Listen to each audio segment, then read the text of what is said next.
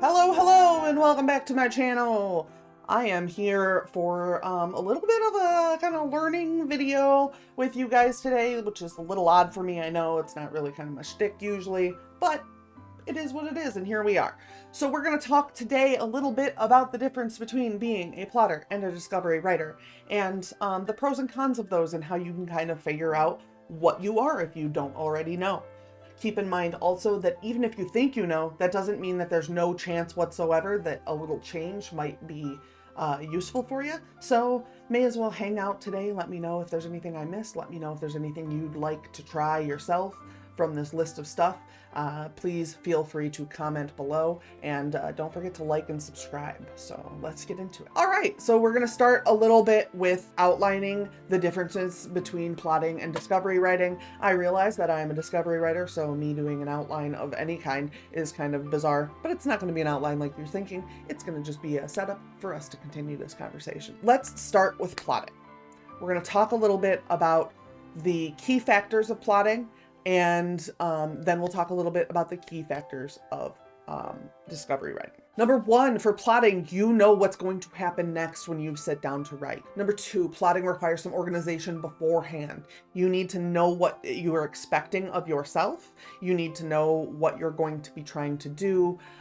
So you're gonna need to set up ahead of time. That often means making an outline, although people do things differently depending on how they do it. You will have clearly planned goals. You'll know what your characters want and need, and you'll at least have some idea of how they're going to get there. Your characters are likely somewhat developed. Whether you develop them entirely or not is ultimately up to the way you do your plotting. However, you're going to have some information about your character to go on when you sit down to write. You may be able to draft faster if you're a plotter. You already have it in front of you, what you want to do, and so you might already have an idea of how you want to do it. That might result in some faster writing. That writing might also be less flawed than if you wrote it as a discovery writer. You also might have varying levels of unanswered questions depending on the kind of planner you are. You might have every answer known to man for your book ready to go before you sit down to write it. However, some people leave a very loose outline and they don't know a lot of what's going to happen. That kind of depends on what kind of plotter you are, and you could play with that depending on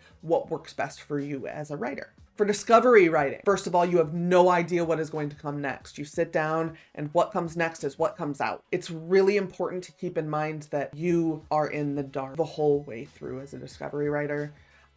You might have an inkling, but you're in the dark. Discovery writing, while most people think it requires very little organization, actually requires more organization during the process of writing, because you need to keep track of characters and things. And if you start off by writing a character who appears in the beginning and appears in the end, by the time you get to the end, you don't remember that character's name. So you have to be organized in who those people are and keeping track of the names and things like that for the story to continue out and to be entirely complete. You may not have any idea what the goals of your character are in your story. You may have a lot of idea. You may have some ideas that are kind of on and off, and you might feel like, well, that might not really be it, but that might be it. You have a whole large area of possible knowledge of the goals of your characters. Your characters are likely to develop throughout your story. You are unlikely to have character outlines made for every character in your story if you are doing a discovery writing story. So you are more likely to slowly uncover information about them as you write. This also leads into that organization situation there too. If you have a character who's blonde on page 7 and who's a brunette on page 43, someone's going to notice that, and it's probably not going to be you. So just be prepared for that if you're not going to keep detailed notes about each character. The speed in which you write is going to depend directly on the muse, on kind of how it comes to you. You might write really fast as a discovery writer, but you also might not write as fast. Most of the questions about your story are unanswered when you start as a discovery writer. You don't know much of anything, and that can be very off-putting for some people. For other people, it's very empowering, and they just want to go and find the answers. But for some of us, that's going to be a deal breaker. So those are the main differences and the main notes about each of those kinds of writing. So now we're going to go a little bit into the pros and cons. We're going to talk a little bit about the problems you might have with each area and how you might want to weigh them to decide what you want to try and what you don't want to try.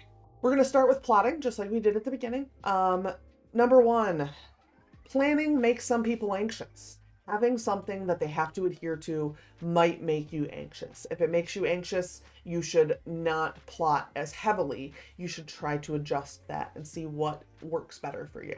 Some people are going to have a hard time shaking free from their outline. They might feel like the outline is unbreakable. They might feel like if they go off a little bit that they won't be able to get back to it. So the outline might be very, very confining for some writers. Some outlines might fall short. If you lean heavily on an outline and your outline is not detailed enough or isn't as full as you need it to be, you might freeze up while you're trying to work on your work. You might freeze up while you're trying to write, which could cause you to lose your momentum. And for some of us, finding out what's going to happen next in the story is kind of a buzzkill. It kind of makes the story lose all of its luster. That's one of the main reasons I'm a discovery writer, is that as soon as I know what's going to happen, I kind of lose interest in it happening. Things that might make it difficult to be a discovery writer. Being a discovery writer does not mean that you don't have to have an outline. It might mean that you make an outline after you've written your first draft. It's really easy to get stuck if you have nothing to follow and you aren't predisposed to writing through that. Sometimes as a discovery writer, you kind of have to write a conversation or a situation that nobody would want to read, but you have to write your way through it to get to the situation that you need. And that can be very daunting and just difficult for people who are not comfortable doing it. Many people can't even just sit down and discovery write. There are many, many people who, when they sit down and try to discovery write, the words just don't come out. So if that's the case for you, then discovery writing probably just isn't going to work very well, at least not at this point. Discovery writing can take a lot longer if you're not practiced at it.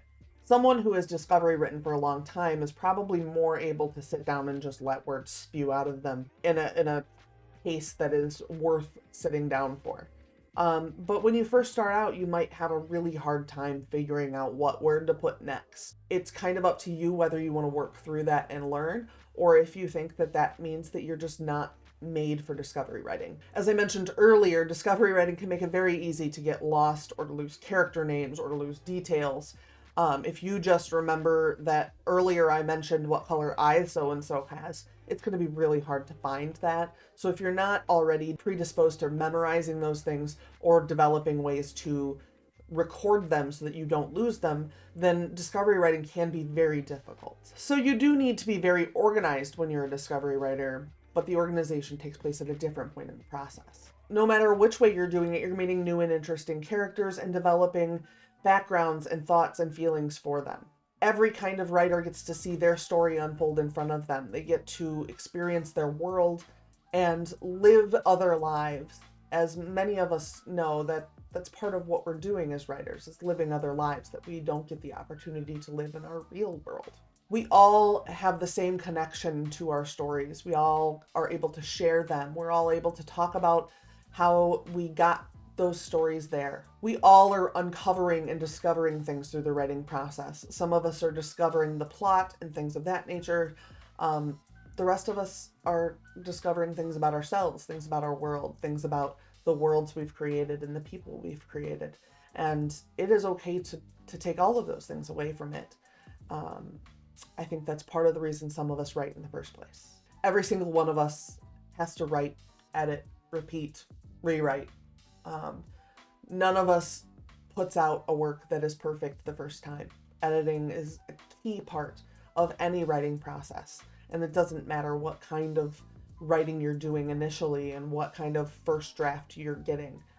We're all going to have to go through that process, and I think it's important to remember that it doesn't matter where you're coming from. That is part of the process. And ultimately, at the end of the day, every single one of us gets to point with pride or hold our baby in our hands and say, this is the story I wrote. This is the story I wanted you all to hear and see. And here it is in the world for everyone to consume as they please.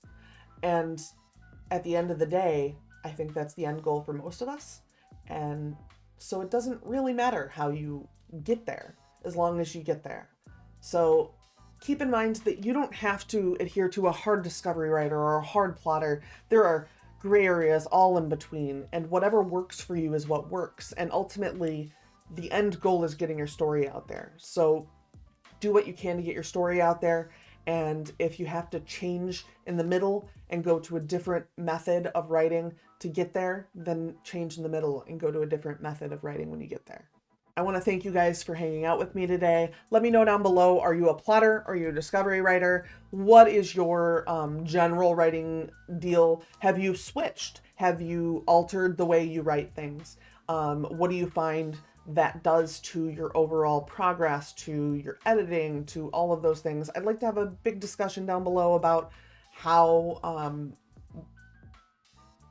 I'd like to have a discussion down below about what our writing process is and how that might affect our outcomes. I really do appreciate you being here. If you are new here, please hit the subscribe button. If you've been here before and you're already subscribed, I would love a like. That would be great if you would be so generous. But I will also make sure that there is another video on screen if you want to hang out with me again after this. I'm not sure which video it is. It should be recommended best for you, the viewer. And yeah, so I'll be back soon with another video. I don't have a current schedule right now, but we're getting there. We're getting there. Life's getting normal again. So have a wonderful week and good writing. Bye.